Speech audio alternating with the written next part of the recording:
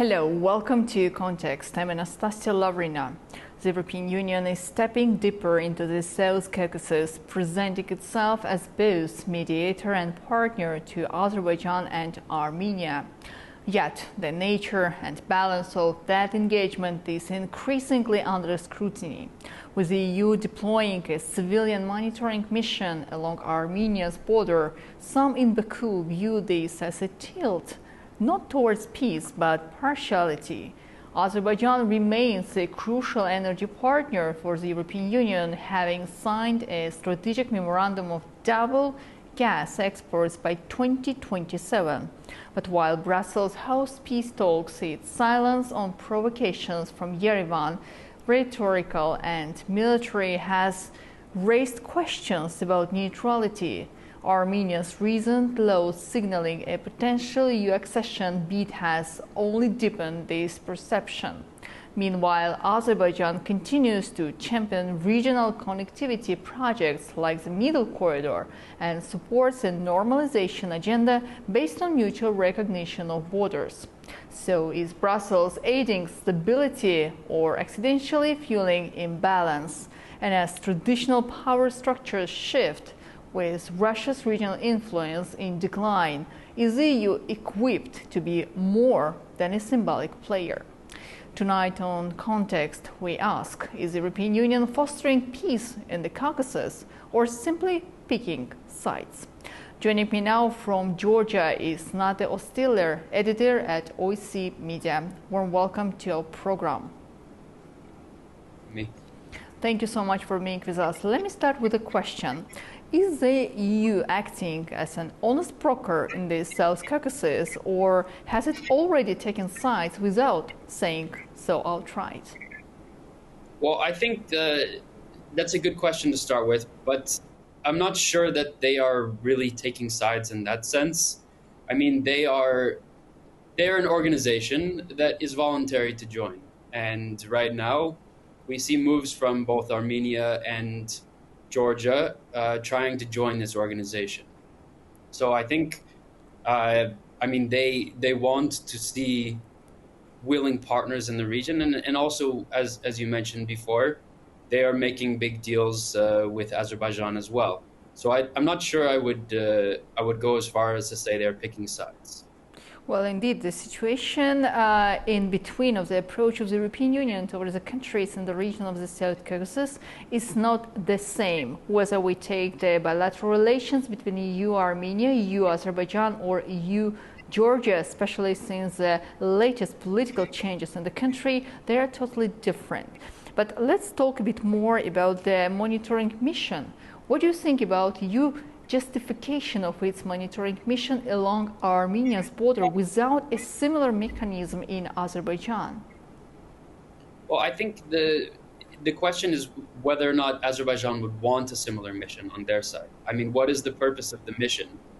I know that there's been accusations that it's been used as a kind of forward reconnaissance, but I don't think that is the intention. I mean, as far as I'm concerned, it is intended, as it's stated, to be a mediation device or a independent arbiter in order to stop conflict from breaking out.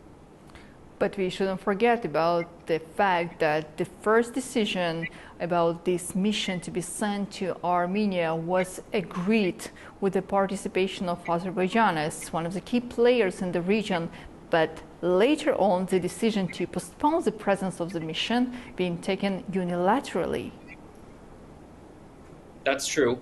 I think if both sides agree, as it seems like they're going to, that the mission should be dissolved as part of signing this peace treaty, then I think that would be a welcome change for both sides. But this is something that is part of this ongoing process where they have, as we all know, agreed on the terms of the peace treaty, but the deal hasn't been signed yet.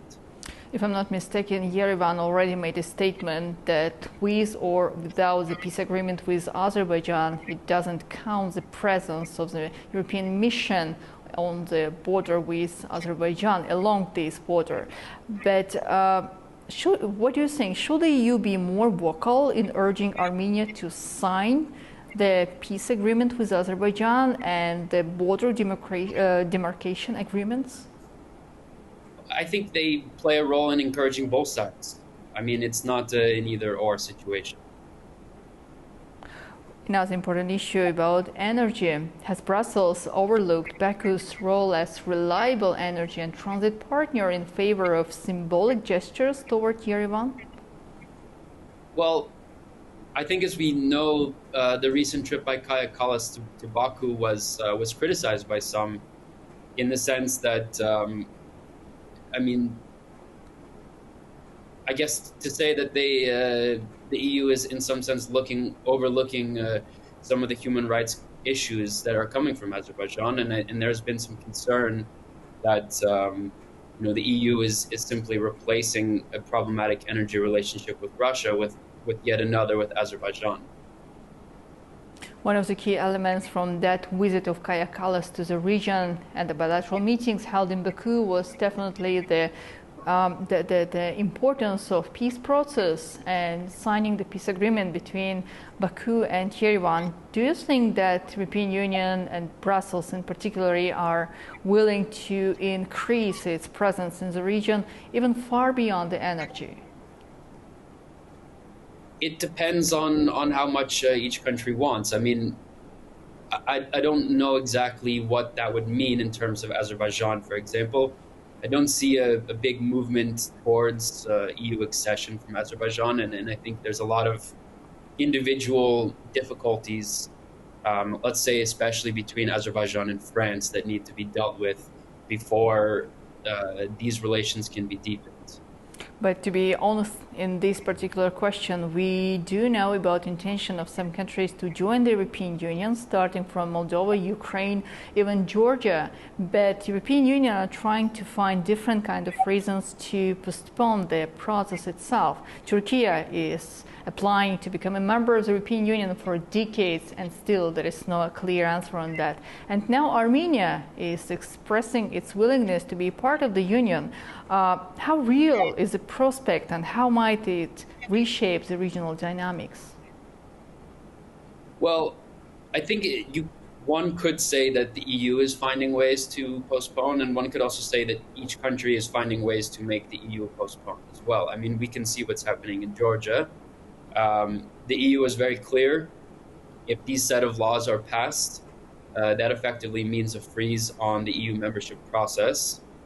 And in terms of Armenia, I mean, there's a set of goalposts that they need to reach, and I'm not sure that the public has changed. It's grown more pro-EU, but there's many steps forward in terms of the process. And as you said, there are several countries ahead of it in line, such as Ukraine and Moldova, which have already achieved this candidate status. You previously said about France, that the difficulties in the bilateral relations between Azerbaijan and France time to time also influence the European Union approach to the region. Let's say those biased resolutions, one-sided resolutions against Azerbaijan adopted by the European Parliament, for example. But about the membership, there is no one single approach of all members of the European Union, whether it's about the accession of Ukraine. We do know about the position of Hungary. In the case with France, it's clear. And again, when it comes to Armenia and the future enlargement of the Union, do you think the countries may find one single approach in this particular issue? No, of course not. I mean, each country has their own issue, and they have their own set of reforms that they must take in order to get there. In terms of Armenia, they're starting many, many years later than the other countries that are ahead of them on the list. So we can't say that there's a one-size-fits-all approach here. Apart from this, Armenia is also still a member of the Eurasian Union, and being a part of the European Union or have a special agreement means that Armenia should stop its close cooperation with Russia within all of those alliances. Yeah, of course. There's been a lot of discussion about this, but I think the writing is pretty clear that you can't be a member of both. And there are other moves, such as the plans that Pashinyan is supposed to attend the May 9th victory parade in Moscow. These are not things that are the EU wants to see in terms of process towards membership. I mean, they've been very clear about that. Yes, indeed, especially because from economic perspectives, Armenia still has quite close ties with the countries on the post-Soviet space. And if European Union wants to support a country, it requires a lot of investments. In a real geopolitical and economic situation, when European Union is trying to reshape its economy after new policy of the United States, at the same time planning new defense policy and support to Ukraine, is it possible? Is it possible for it to actually expand to the Caucasus? Is it possible to have new members and support them, at least in the process of preparation? I mean, if I were to be honest, I think it all depends on what happens with Ukraine. And this is the big elephant in the room, and all other members, including the ones who applied before, probably are waiting to see what happens with Ukraine's membership process. Because that will take the lion's share of resources and attention. I guess apart from energy partnership, Azerbaijan is also being considered as an important state on the transport route and development of new transport communications. But at the same time, Brussels frames its global gateway as a counter to Chinese influence.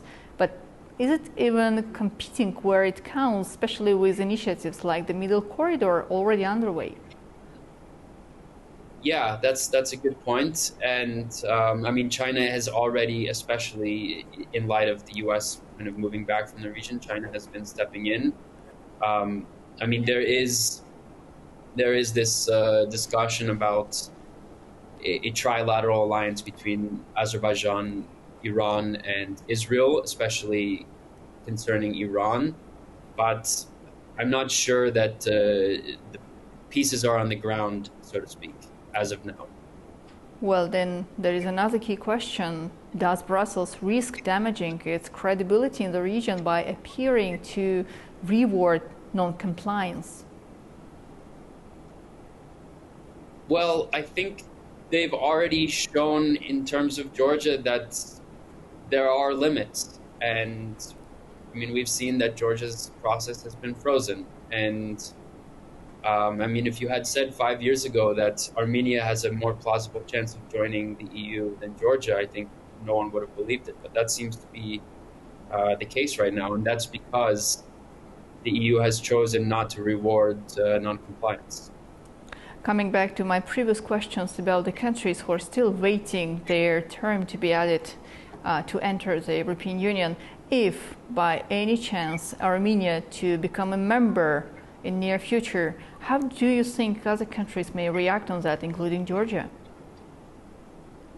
I mean, honestly, I think there would be a big sense of sadness from Georgia, considering how far ahead it was in the process, and that there's been a series of deliberate legislative and other choices made by the government that have harmed that process. I mean, for one country to join in the region will certainly help the chances of the other, but I think Georgians would love to see, all of the countries join together.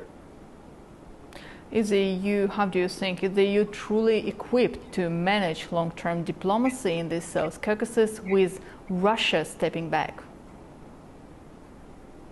Well, again, I think that depends on what happens in Ukraine.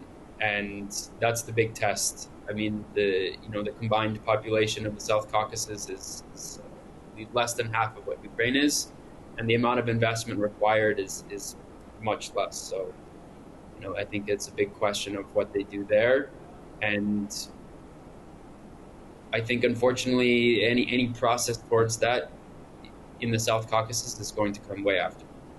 Does it have any connection with the situation in Washington and the policy Trump's administration formed towards the European Union? It does, but we don't know what's the policy in Washington. I mean, it's hard to say if they have a South Caucasus policy at all. I would challenge someone to name me what the defining features of that policy would be. I mean, I saw today, Congress passed the Megabari Act. It will go to the Senate. and I would guess President Trump will sign it, but I don't know. For the most part, it seems like the region is flying under the radar. Now, we are talking not only about the region of the South Caucasus, but the European Union itself, as with new tariff plan and with new Washington's approach to the global reality, the situation between Israel and Gaza, and overall Ukraine and Russia. There are a lot of geopolitical and economic shifts in the global world. Therefore, it's definitely must affect the EU policy in different parts of the world, including the situation in the South Caucasus, if the EU is willing to have a stable and reliable energy partners and transport communication. Yeah, there is simply just less to go around, considering that the US is going to pull out, and we've seen this. So the EU will need to divide their attention, and as with the US, I don't think that the South Caucasus is really at the top of the agenda.